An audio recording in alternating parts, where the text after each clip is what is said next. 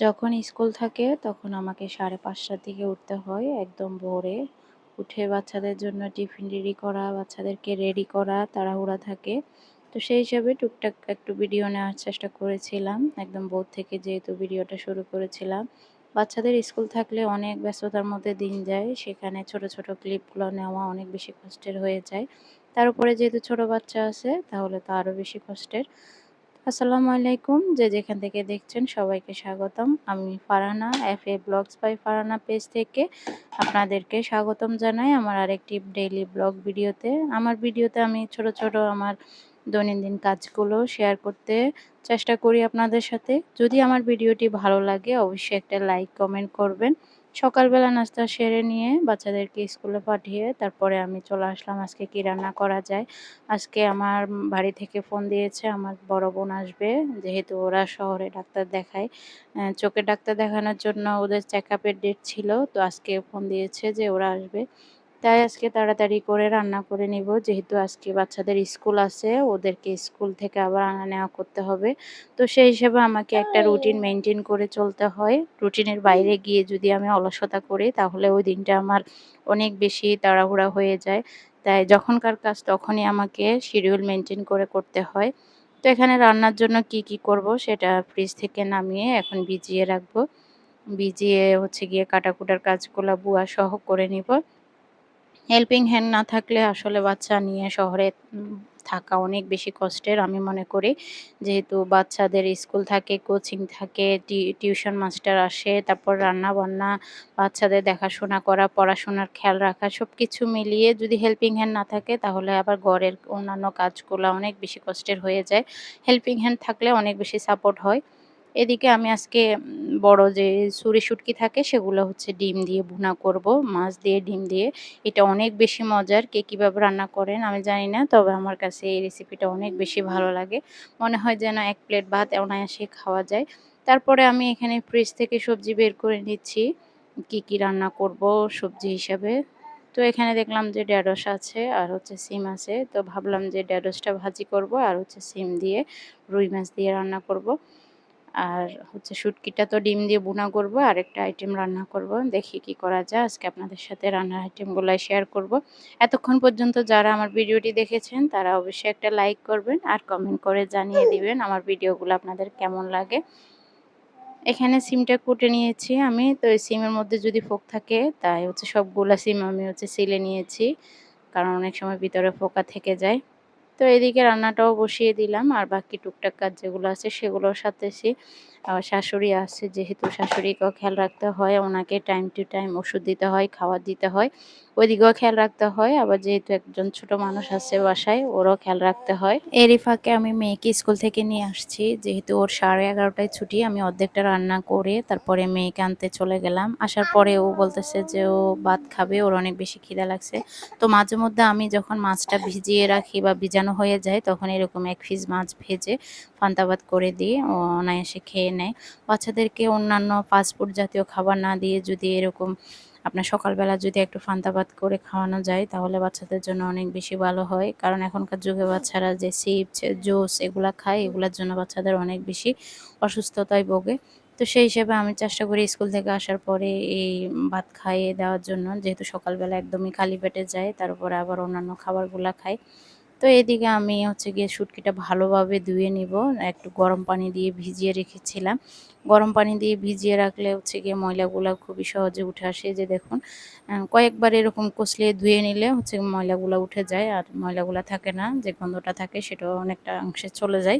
যারা একা হাতে সবকিছু সামলান তারা চেষ্টা করবেন একটা কাজ করার সাথে সাথে আরেকটা কাজ করার। না হলে কিন্তু আপনারা সারাদিনে কাজগুলা ঠিকভাবে করতে পারবেন না। আমি হচ্ছে যাই একটা কাজ বসিয়ে দিয়ে বা একটা রান্না বসিয়ে দিয়ে অন্য একটা কাজ করে ফেলি। তো এদিকে আমি একটা রান্না বসিয়ে দিয়ে মাছগুলা ধুয়ে নিচ্ছি, ভালোভাবে মুরগিটা কেটে নিব। তো এভাবে করে তারপরে অন্যদিকে হচ্ছে বাচ্চার যদি গোসলের ডেট থাকে তখন গরম পানি সুইচটা দিয়ে আসি। গরম পানিটা হয়ে গেলে এর ফাঁকে গিয়ে বাচ্চাকে গোসল করাই। তারপরে বাচ্চার খাবারটা হয়ে গেলে বাচ্চাকে এর ফাঁকে খাইয়ে দিই। কারণ আমাকে তো টাইম মেনটেন করে চলতে হবে, যেহেতু মেয়ে 11:30টায় ছুটি, মেয়েকে আনতে হয়, এনে 1-1.5 ঘন্টার মধ্যে রান্না কমপ্লিট করতে হয়, তারপরে শাশুড়িকে খাওয়াইতে হয়, যে গোসল করে বাচ্চাকে খাইয়ে আবার 2টায় হচ্ছে গিয়ে আমার মেজো ছেলের ছুটি, তো ওকে আনতে যেতে হয়। এদিকে যে শুটকি ভুনাটা করব সেটার সাথে আমি 1 পিস মাছ দিয়ে দিয়েছি। এটাকে বলে হচ্ছে যে জীবিত এবং মরা দিয়ে রান্না করলে অনেক বেশি মজা হয়। তো এইজন্য আমি হচ্ছে গিয়ে একটা রুই মাছ দিয়েছি, সাথে একটা আলু দিয়েছি আর হচ্ছে ডিম দিয়ে দিব। এইভাবে ভুনা করলে এটা বেশ মজা হয়। আপনারা অবশ্যই কমেন্ট করে জানাবেন কারা, কারা খান। আর যদি না খেয়ে থাকেন তাহলে ট্রাই করে দেখবেন, অনেক বেশি ভালো লাগবে। তো এইভাবে আমি এক ফাঁকে হচ্ছে গিয়ে মুরগিটা কেটে নিয়েছিলাম আর লইট্টা মাছটা ধুয়ে নিয়েছিলাম, যেহেতু বাসায় মেহমান আসবে। তো মেহমান আসলে তো 3-4টা আইটেম এমনিই করা লাগে। তো বাচ্চা যেহেতু আছে সেহেতু না, আমি হচ্ছে গিয়ে সিরিয়াল মেনটেন করেই রান্নাটা করি। এদিকে হচ্ছে সিমটা তো আগেই রান্না করে ফেলেছিলাম। এখন হচ্ছে যাই আমি এখানে শুটকি মাছটা ভুনা করতেছি। তো মাছের মশলাটা আমার কষানো হয়ে গিয়েছে। এখন আমি শুটকিগুলা দিয়ে দিব। দিয়ে এখানে আর কোনো পানি দিব না। ভালোভাবে কষিয়ে নিব। কষিয়ে নেওয়ার পরে হচ্ছে গিয়ে তারপরে পানি দিব। তো এদিকে আমি এক পাকে লইট্টা মাছটা বসিয়ে দিচ্ছি। লইট্টা মাছটা এক চুলায় দিয়ে দিলাম, আরেক চুলায় হচ্ছে শুটকিটা দিয়ে দিচ্ছি। দিয়ে আমি এভাবে রান্নাটা কমপ্লিট করে নিব। তো ওইদিকে লইট্টা মাছটা হচ্ছে আর এদিকে হচ্ছে আমি মাছটা বসিয়ে দিচ্ছি, শুটকি মাছটা। এটা আমার বাসার অনেকেই পছন্দ করে না। আমার মেয়ে, ছেলে ওরা তো একদমই পছন্দ করে না। আগে আমার হাসব্যান্ডও পছন্দ করতো না। মাঝে মধ্যে আমি আমার জন্য আনতাম, এনে আমি রান্না করে শুধুমাত্র আমিই খেতাম। ইদানিং দেখি যে ওর অনেক বেশি হচ্ছে গিয়ে পছন্দ হয়ে গিয়েছে এটা। ও অনেক বেশি পছন্দ করে।